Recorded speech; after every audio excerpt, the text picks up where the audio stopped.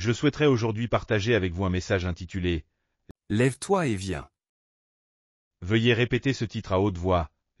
Lève-toi et viens. Le passage biblique d'aujourd'hui est tiré de Cantique des Cantiques 2, 10 à 14. Lisons-les ensemble. Mon bien-aimé parle et me dit, lève-toi, mon ami, ma belle, et viens. En effet, l'hiver est passé, la pluie a cessé, elle s'en est allée. Les fleurs apparaissent dans le pays, le temps de chanter est arrivé et l'on entend le roucoulement de la tourterelle dans notre pays. Le figuier embaume par ses fruits et les vignes en fleurs répandent leur parfum. Lève-toi, mon ami, ma belle, et viens.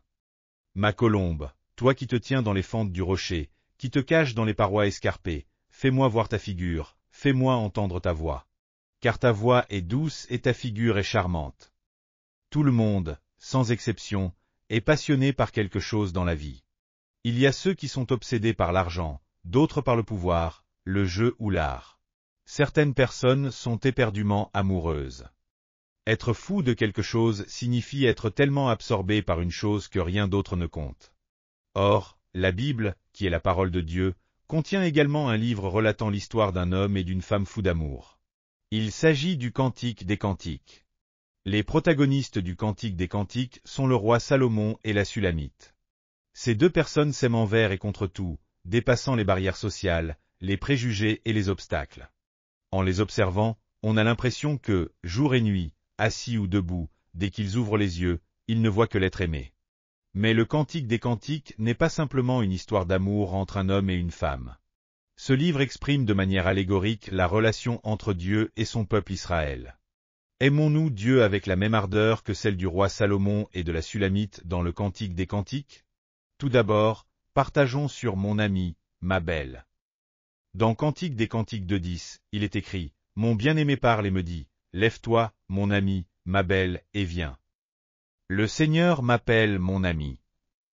Le personnage masculin du Cantique des Cantiques est le roi Salomon.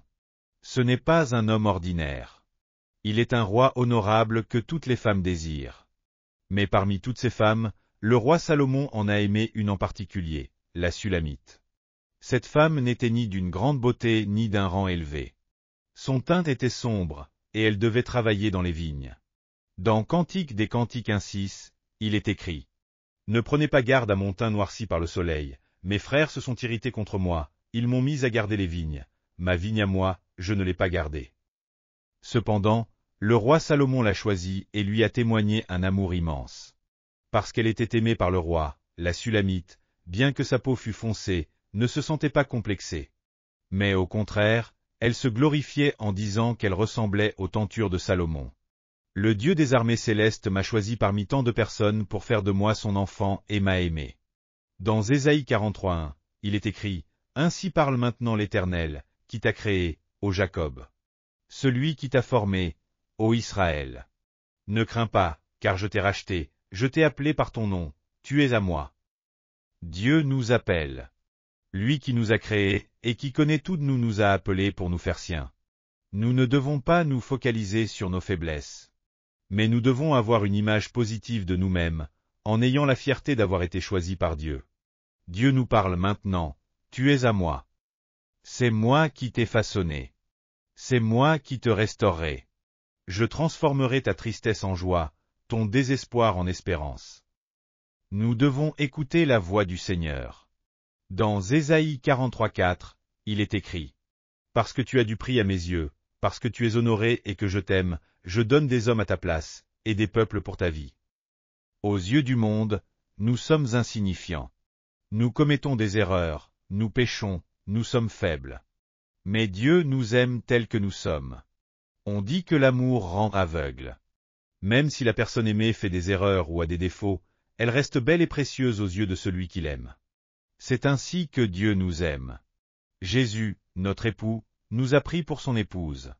À ses yeux, nous sommes précieux et honorables. Il nous aime tant qu'il ne peut contenir sa joie en nous regardant. Dans Sophonie 3:17, il est écrit « L'Éternel, ton Dieu, est au milieu de toi, comme un héros qui sauve. Il fera de toi sa plus grande joie. Il gardera le silence dans son amour, il aura pour toi des transports d'allégresse. » Dieu a choisi Israël, malgré ses nombreuses fautes et problèmes, pour en faire son peuple. Il l'a aimé jusqu'au bout, il l'a pardonné et soutenu. C'est ainsi qu'Israël est devenu une nation précieuse et honorable aux yeux de Dieu. Et nous, alors? Nous qui sommes pécheurs, pour que nous devenions enfants de Dieu, Jésus-Christ, le plus précieux de tous, s'est sacrifié. L'amour de Dieu pour nous et la valeur qu'il nous accorde sont immenses et incomparables. Avec cet amour, Dieu nous veille, nous guide et nous conduit. Alors que nous étions perdus au bord du désespoir, il nous a appelés. Dans Ésaïe 41:9, il est écrit: « Je t'ai pris aux extrémités de la terre, je t'ai appelé d'une contrée lointaine, et je t'ai dit, tu es mon serviteur, je t'ai choisi, et ne t'ai point rejeté. » Il nous aime ainsi et nous regarde avec faveur. Il a aimé des êtres insignifiants comme nous. Nous devons remercier Dieu pour cette grâce et cet amour extraordinaire. En ce moment, le Seigneur nous dit: « Lève-toi, viens avec moi. » Tiens fermement la main d'amour du Seigneur. Réponds à cet amour. Deuxièmement, partageons sur le printemps de l'espérance se lève. Dans Cantique des Cantiques 2:11-12, il est écrit: « Car voici, l'hiver est passé, la pluie a cessé, elle s'en est allée. Les fleurs paraissent sur la terre, le temps de chanter est arrivé, et la voix de la tourterelle se fait entendre dans notre pays. L'hiver est passé, et le printemps est arrivé. La pluie a cessé. L'hiver de l'épreuve est terminé, et le printemps de la bénédiction est venu. La pluie de tristesse s'est arrêtée, et le jour de la joie s'est levé. Les fleurs éclosent, et comme on entend le roucoulement des colombes, un chant de paix retentit. Pour les amoureux, la plus grande tristesse est de ne pas voir l'être aimé. Aimer intensément, vouloir rencontrer et voir l'autre, mais être empêché de le faire à cause des circonstances, de ne pas pouvoir entendre sa voix. La Sulamite confesse qu'elle a été si affligée de ne pas voir le roi Salomon qu'elle en est tombée malade. Dans Cantique des Cantiques 2:5, il est écrit: « Soutenez-moi avec des gâteaux de raisin, fortifiez-moi avec des pommes, car je suis malade d'amour. » Même les enfants de Dieu, qui vivent sous son amour, peuvent traverser un temps semblable à l'hiver. Il arrive que nous ayons l'impression que Dieu, qui veille sur nous et nous accompagne, n'est plus à nos côtés. Le chômage, la maladie, l'échec dans les études, les conflits familiaux nous envahissent, et nous sommes alors gagnés par l'angoisse et l'inquiétude. Mais souviens-toi, l'amour de Dieu est éternel et immuable. Même lorsque l'hiver de la vie arrive, même dans les moments de désespoir, ne doute jamais de l'amour de Dieu. Si nous traversons un hiver dans notre vie, il peut y avoir plusieurs raisons. Deux raisons principales se distinguent. L'une est que Dieu nous façonne pour nous rendre plus forts. L'autre est qu'il veut nous purifier du péché dans notre vie. C'est pourquoi, lorsque nous faisons face à l'hiver de la vie, nous devons bien vivre cette période. Nous ne devons pas nous laisser aller au désespoir, mais faire confiance aux promesses de Dieu et chercher à comprendre sa volonté. Même lorsque nous ne voyons ni ne ressentons Dieu. Lorsque des problèmes surgissent dans notre environnement et nos circonstances. Ayons confiance en la promesse du Seigneur qui nous a dit qu'il serait toujours avec nous. Alors toutes nos difficultés dans la vie concourront au bien selon la volonté de Dieu. Le psaume 22, connu comme un psaume messianique, est un témoignage de foi de David, qui a cru en Dieu même lorsqu'il lui semblait que Dieu ne l'aidait pas dans son épreuve. Dans psaume 22, 1-2, il est écrit: « Mon Dieu, pourquoi m'as-tu abandonné? Pourquoi t'éloignes-tu sans me secourir, sans écouter mes plaintes? Mon Dieu, je crie le jour, et tu ne réponds pas, la nuit, et je n'ai point de repos. » Même s'il semblait que Dieu ne répondait pas et que David traversait une épreuve extrême, il ne s'est pas laissé aller au désespoir. Au contraire, il a levé les yeux vers Dieu en qui il croyait et en qui il mettait sa confiance, et il l'a loué. Dans psaume 22:10, il est écrit: « Dès le sein maternel, j'ai été sous ta garde, dès le ventre de ma mère, tu as été mon Dieu. » Dieu n'a pas abandonné David, qui a placé en lui une confiance inébranlable, mais il a restauré sa vie. L'hiver du désespoir dans sa vie a pris fin, et le printemps de l'espérance est arrivé. David a été élevé comme un grand roi d'Israël et utilisé puissamment par Dieu. L'hiver de la vie de celui qui se confie en Dieu ne dure jamais éternellement. Dieu entend le cri de ses enfants et il leur répond. Es-tu en train de traverser l'hiver de la vie? Si tu es en train de passer par un temps de souffrance et de désespoir, souviens-toi, Dieu est toujours à tes côtés. Si tu traverses cette période avec foi, alors la bénédiction du printemps arrivera dans ta vie. Ceux qui sèment avec larmes moissonneront avec joie. Dans Cantique des Cantiques 2:13, il est écrit, « Le figuier forme ses premiers fruits, et les vignes en fleurs exhalent leur parfum. Lève-toi, mon ami, ma belle, et viens. » Avance avec une foi d'absolue positivité et d'absolue gratitude. Troisièmement, partageons sur élimine les éléments d'incrédulité. Dans Cantique des Cantiques 2:15, il est écrit, « Attrapez-nous les renards, les petits renards qui ravagent les vignes, car nos vignes sont en fleurs. » Le printemps de l'espérance est arrivé. Les ruisseaux gelés ont fondu et les vignes sont en fleurs. Tout semble bien se dérouler. Mais un phénomène étrange commence à se produire. Les fleurs de la vigne se fanent avant même d'avoir complètement fleuri. Les chemins soigneusement entretenus deviennent soudainement désordonnés et enchevêtrés. Les raisins qui commencent à mûrir disparaissent. Si ces choses arrivent, c'est parce que de petits renards sont apparus dans la vigne. Le plus grand ennemi du vignoble n'est pas un ours ou un lion, des bêtes grandes et effrayantes. Ce sont de petits renards, de la taille d'un gros rat des champs, qui grugent en cachette les racines des vignes et s'enfuient. Dans notre relation d'amour avec le Seigneur, les éléments les plus nuisibles sont ces petits renards spirituels. Lorsqu'une personne commet un grand péché ou fait face à un problème majeur, elle prend rapidement conscience de son erreur. Par exemple, le meurtre, la violence, l'adultère, la fraude ou le vol. Celui qui tient à sa relation avec Dieu reconnaît immédiatement ses torts, se repent et s'efforce de les corriger.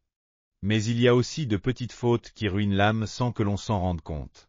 Certaines choses, bien que nous sachions qu'elles sont mauvaises, nous les minimisons et ne les prenons pas au sérieux. Ce sont précisément ces choses qui sont les petits renards spirituels. Au début, rien ne semble se produire, mais si nous laissons ces renards spirituels agir sans y prêter attention, notre relation avec Dieu se détériorera complètement sans même que nous nous en rendions compte. Si la joie que Dieu nous donne disparaît rapidement, si la grâce ne dure pas, si notre ferveur pour le culte s'éteint, c'est qu'un petit renard est entré dans notre cœur.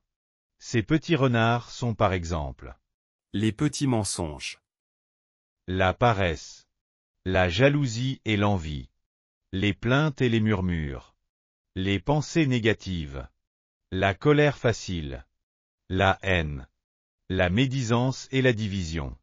Le plus grand problème des petits renards, c'est qu'ils sont difficiles à repérer. C'est pourquoi nous devons rester vigilants en permanence et examiner régulièrement notre cœur. Cependant, la nature pécheresse de l'homme le pousse à être sévère envers les autres mais indulgent envers lui-même. Ainsi, il remarque facilement les fautes des autres, même les plus insignifiantes. Mais il a du mal à reconnaître ses propres erreurs.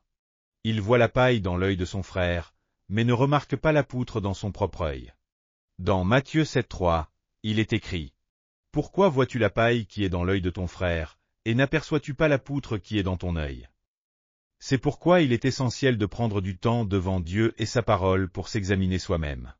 Si, dans la prière ou la méditation biblique, Dieu nous fait réaliser nos fautes, aussi petites et insignifiantes qu'elles puissent paraître, nous devons immédiatement nous repentir sincèrement et nous en détourner. Aucun péché, même le plus petit, ne doit être pris à la légère, car il crée un mur de séparation entre Dieu et nous. Dans 1 Thessaloniciens 5:21-22, il est écrit, « Examinez toutes choses, retenez ce qui est bon, abstenez-vous de toute espèce de mal. » Attrape et élimine tous les petits renards qui volent l'amour dans ta relation avec le Seigneur. Arrache jusqu'à la racine toute trace d'incrédulité. Revêt-toi d'une foi d'absolue positivité et d'absolue gratitude. L'amour est tout. Si nous avons l'amour de Dieu, nous pouvons tout surmonter. Mais sans amour, tout devient vain.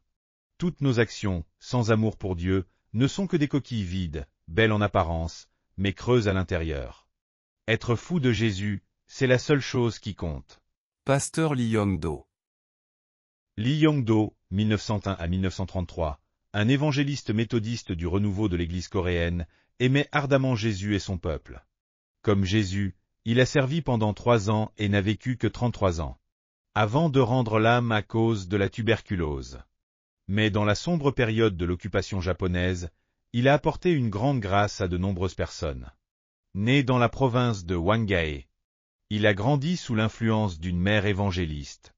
Et dès l'âge de 13 ans, il a commencé une vie de prière. Très tôt, il prit conscience de l'oppression de son peuple et participa activement au mouvement pour l'indépendance de la Corée. 3.1. Arrêté à plusieurs reprises, il fut emprisonné à de nombreuses reprises. Puis, il décida de changer de direction et entra au séminaire Yupsung. C'est là que, pendant la prière, il vécut une puissante expérience du Saint-Esprit. Et ce qui fut gravé dans son cœur fut le Christ souffrant. C'est pourquoi, dans ces réunions de réveil, il y avait toujours des larmes. Un jour, invité à prêcher, il monta en chair, mais ne prononça pas un seul mot et se contenta de pleurer en sanglotant.